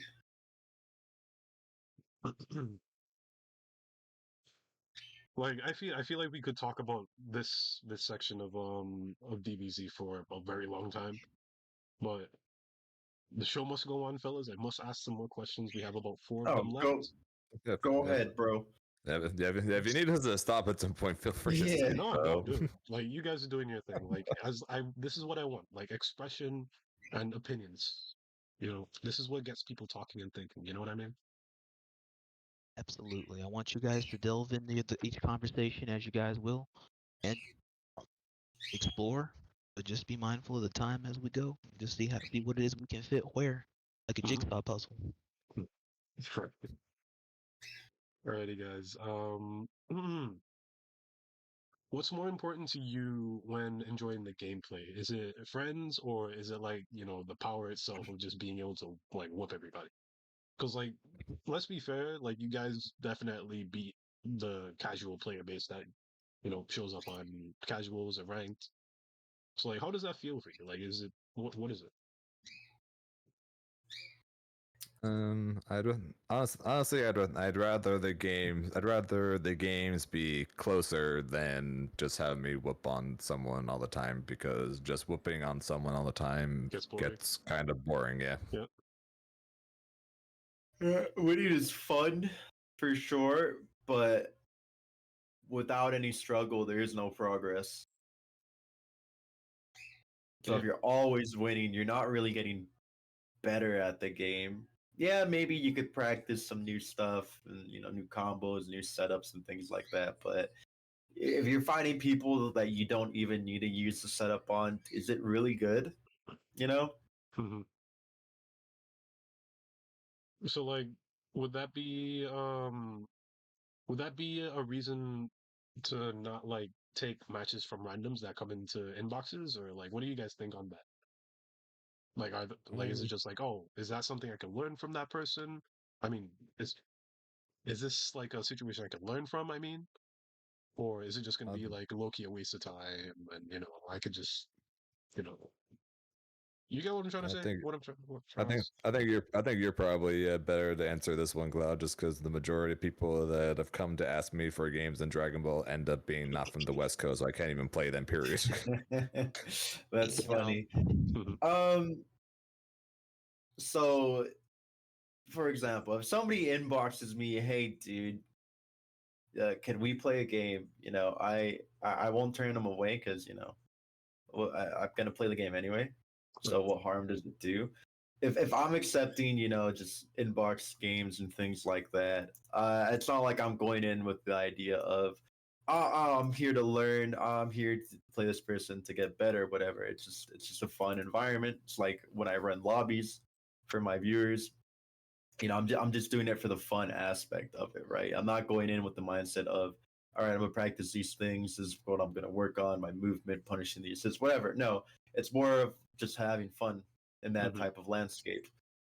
Now, if and you can't do this with most current fighting games, right? Street Fighter 6 and Tekken 8. Again, better example of this, but the older games, you can't just cop on ranked and be like, yeah, okay, I know I'm gonna play people at my level or better than me. This is going to be a learning experience. No, you're going to go online and you're just going to fight people mashing 99% of the time. Once in a while, you'll run into a good player, but odds are you probably know that good player and you could just ask them for games Right. outside of just fighting each other in ranked. So, right now, with these games ranked system, it's if you're trying to get better, it is a waste of time, right? Mm. You're not learning anything. You're just fighting people that are mashing. And when you play somebody at that level that isn't mashing and that's all you're used to fighting, you're gonna get blown up. You're gonna get smoked. You're gonna realize, man, that they don't play like the people I play online. Mhm. It's gonna be a hard lesson learned that you can't play so one dimensional. And there's multiple styles of approach to a game. So So for like, fun, mhm. yeah, totally, no problem. Trying to get better, yeah, ranked in casuals isn't really the way to go. And yeah, winning is fun, but again, if you're winning, but there's no learning process or struggle to it, and you're trying to get better, uh, it is a waste of time in a Mm. sense because you're not getting better at the game, which is And your main goal in this situation. and there's always a thing of people stream sniping you, or people ask for games on stream and just being like, yeah, we're just playing for fun or whatever. But then beat you, they'll just go around and be like, I beat him. Yeah, no, no, that's definitely I beat That's the Cloud. I beat streamer Dave. thing, though, dude. Mhm. Like That's just the streamer thing. Comes with the Uh, territory. yeah, the I know. I'm just saying that is streamer always a thing as well. trophies. The trophy sniping is also kind of crazy as well. I will say. Um. eh, Yeah.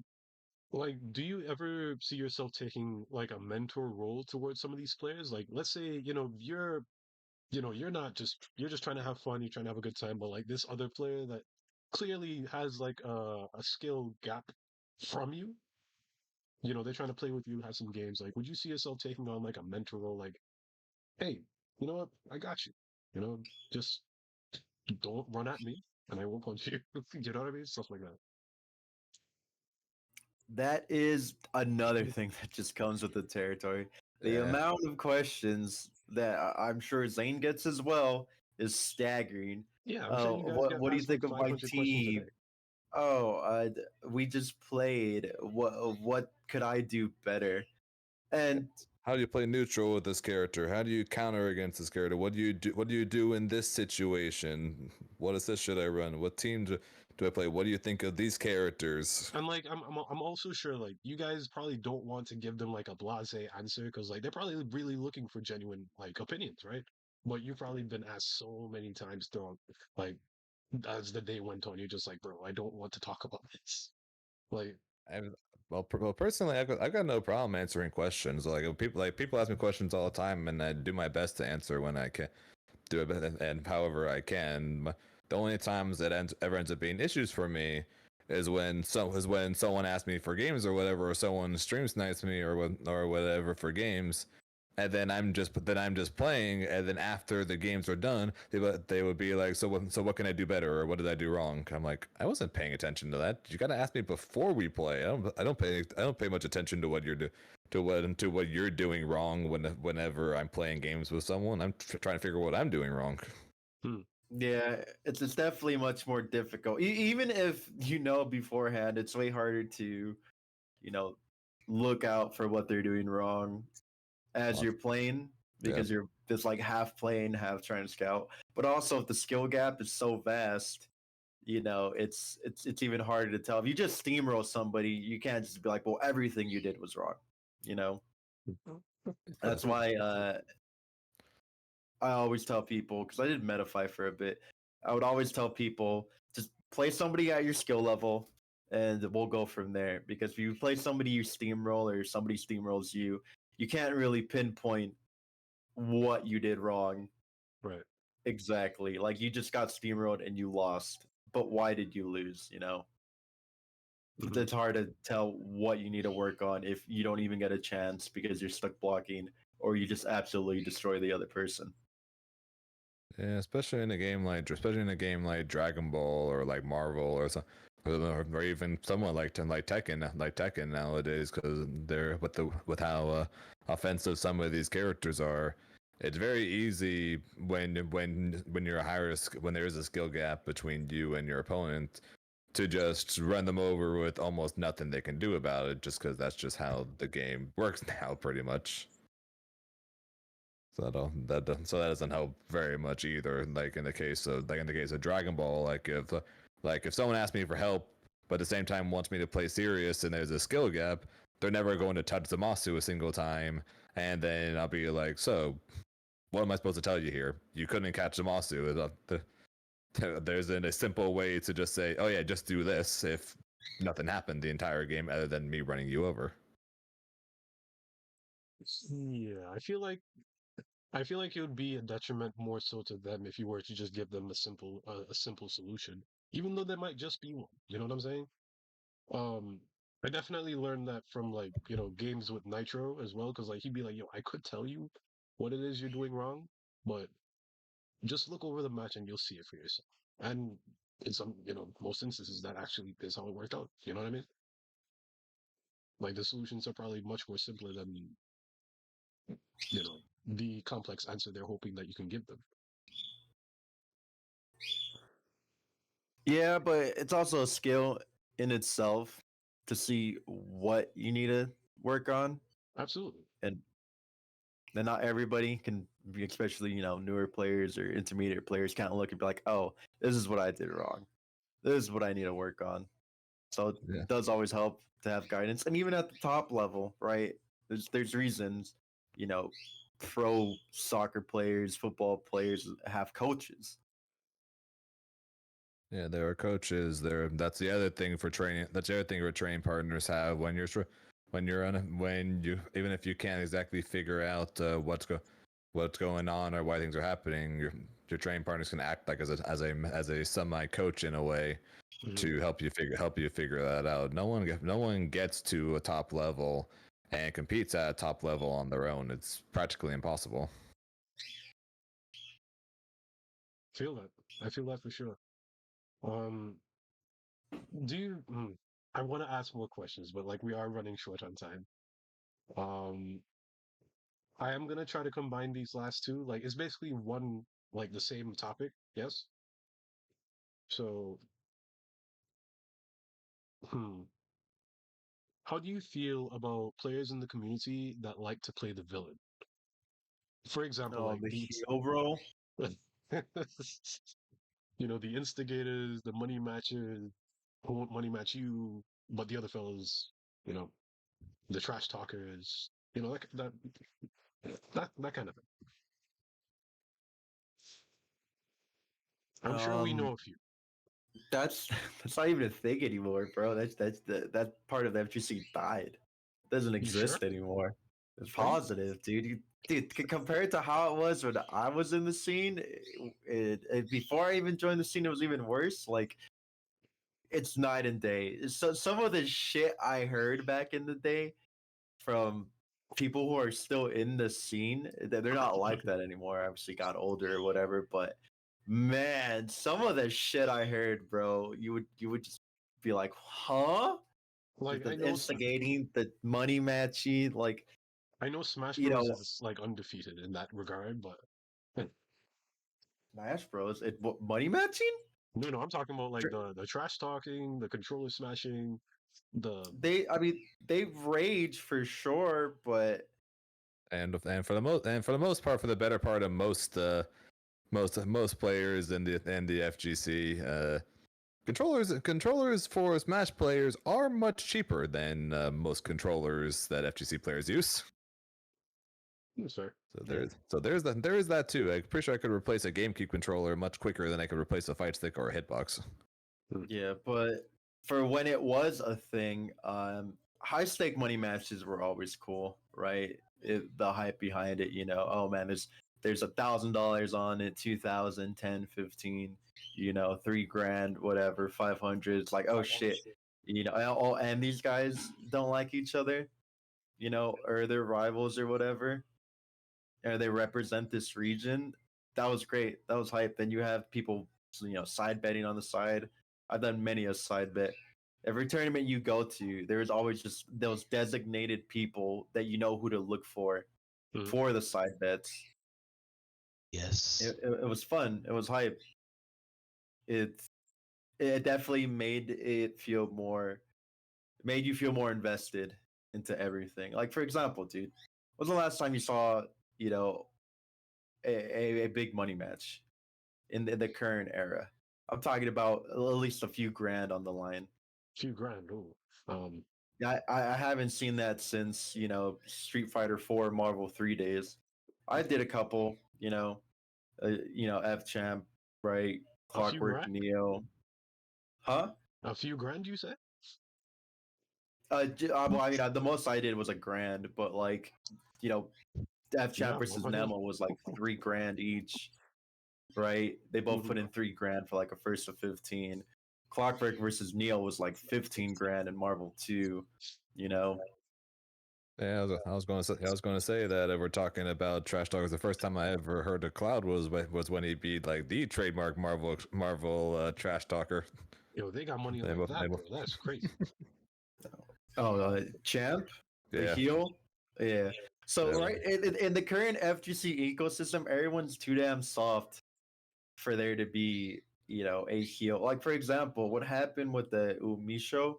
Their friend got heckled by NorCal, and their friend lost. Yeah, tough shit. That's the FGC. Like 5-6 years ago, the heckling was insane. I had people screaming obscenities in the background, dude. You don't want people to heckle you? Beat the shit out of your opponent. Oh, It's you that's talking about that tweet? yeah. I Yeah, don't yeah, know okay, the okay. whole context of it, but all I know is someone from NorCal smoked their buddy, Hmm. and yeah, that's just the FGC. Get used to it. Look at these other sports. You have people in baseball getting screamed at by people in the stands, right? Just selling them crazy shit. You suck. Go back home. Stop pitching.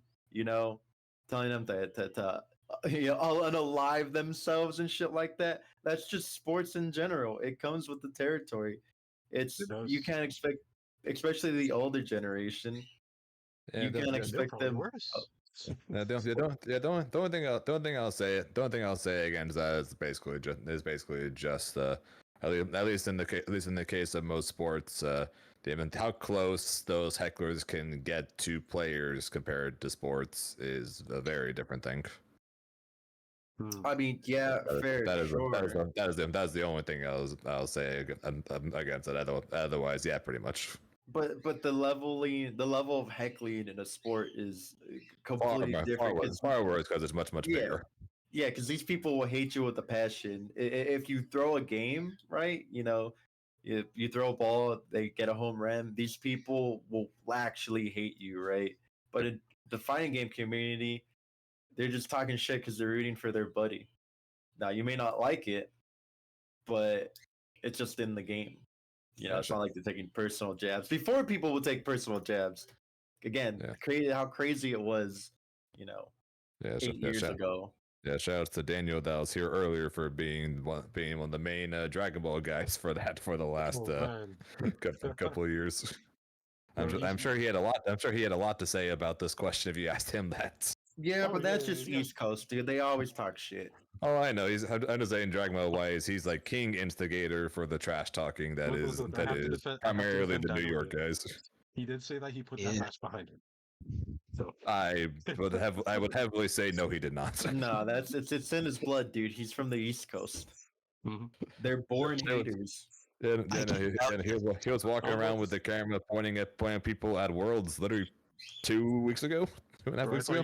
I thought you said he was a born again hater. That's crazy. No, Again, hater. they're born haters. All Yeah, right. yeah, he was born a hater, and then when he was born again another hater. As an East Coaster, I can vouch. I'm taking my AA meetings. I'm trying. I'm really, really trying. I see. Yeah, I it's see. it's something in the water over there, dude. Yeah, And again, through my own personal experience, the strongest hecklers were from the East Coast every single time. Oh yeah, absolutely, bro. Like, I want to deny that, but I know it's so true. do you blame us though? Like the weather out here is kind of crazy. Like it was like spring last week, and now it's like 12 feet of like snow outside. Like what? Hello? I'll be cranky too. That's how it is, man. Yep, and you take it out on us West Coasters or on the Europeans. But just to just to move on really quickly. So I take it that you guys don't think that there's like any villains in the DBFC community currently. Like I don't no think there's any whatsoever. villains in the FGC at all. I disagree with that one. Like, Can I exercise my right to remain silent? Go for it. Name me a villain in the FGC right now. bro, low tier Please. god still existing. He's not part of the FGC, dog. He's been banned from Evo for Yeah, how many years? that ban is it's in his past. He probably still plays fighting games. Yeah, But he's a Victor player like you.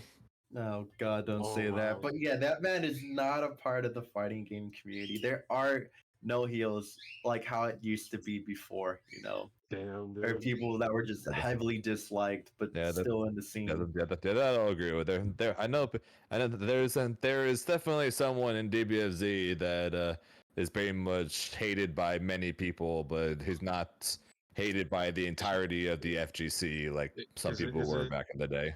Is it he who must not be named, or do we name? No, it is in fact he who will not be named. Okay, okay. But I'm sure you suspected that when I said that Absolutely, before. bro. So. Like it was. Oh yeah. We've all had like I've been asking this question for the past 3 weeks, and a lot of people have had the same answer. So I'm not Yeah, really gonna. Yeah, that's because if you ask pretty much every FGC member that's not from New York, they'll probably all give you the same answer. So That's fair. Do you think that the FGC needs a villain? Because it does make for some Nah. entertainment, man. The FGC can't handle a villain, dude. Everyone's too soft. I'm telling you, bro. Like, have I been in the FGC the longest here? Have any of you been in it longer than I have?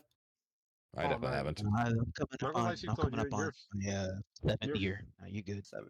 You're a few years Yeah, older than me, so so- you're definitely there first. Yeah, dude. They just how the climate is, and how everyone's just butt buddies. Like they couldn't handle a villain. They couldn't handle, you know, a heel. People talking shit. They'll just be like, oh, this person sucks. They're a bad person. Blah blah blah blah. Well, Can't no, handle the truth. like People will probably people will probably have been canceled or banned from certain events for being Exactly. what some people were in the FGC like a they'll be decade like, ago. I don't want this person at these events. Yo, They're imagine- mean. Imagine if cancel culture was like alive and kicking back then, dude. Oh my There's god. so many people who would not be in the FGC. Like I'll tell you that right now. A lot of the people you see wouldn't be around anymore, bro. But then again, you know, everyone was young, right? Everyone grew out of it, as far as I can tell. We're older now. Mhm. Yeah, I think it just because it just ended up being more mainstream. Pretty much, once things become more mainstream, people and things have to become more PC. Pretty much to become mainstream. I think is why it's kind of been going towards that. Pretty much. Mhm. Yeah, that plays a part of it. But again, my answer to this question is that yeah, it'd be nice, a heel, some instigating, money matches, but that's long and gone. And if you weren't around for its heyday, you missed out. Yeah, and I think Punk versus Acoustics I think was the closest we had to that for a while. Man, yo, And it that felt lasted.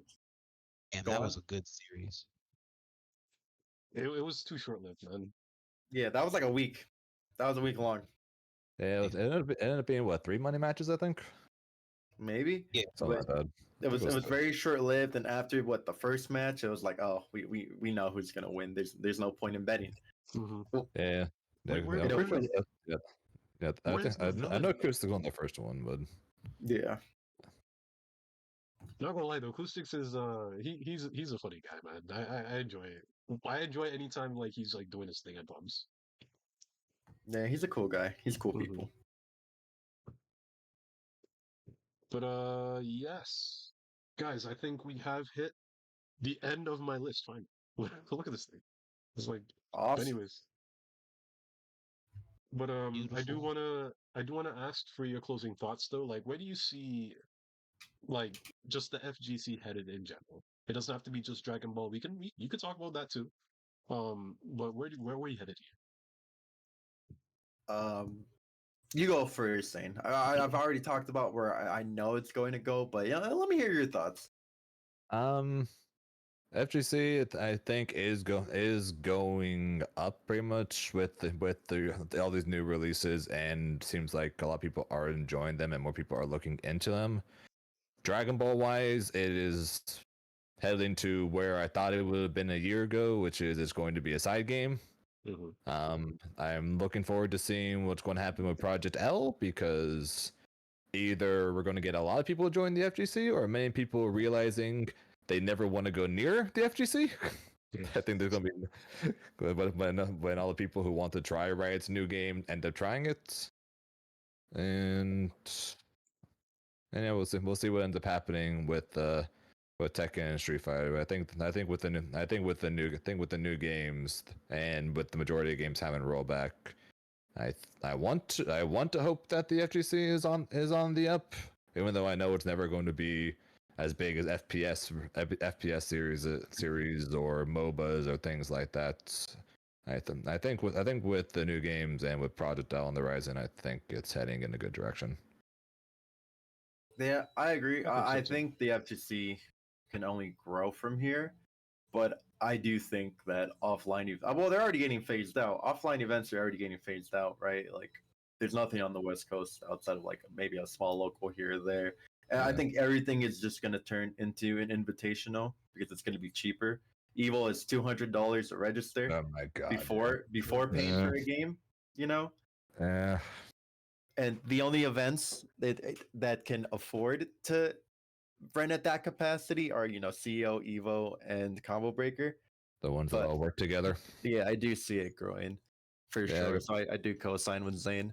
Yeah, But, I remember when you were talking about that, and that is very true. The majority of tournament series have now completely shifted to online. Some tournaments canceling altogether because they can't afford it due to prices going up and the amount of entrants not growing at the same level.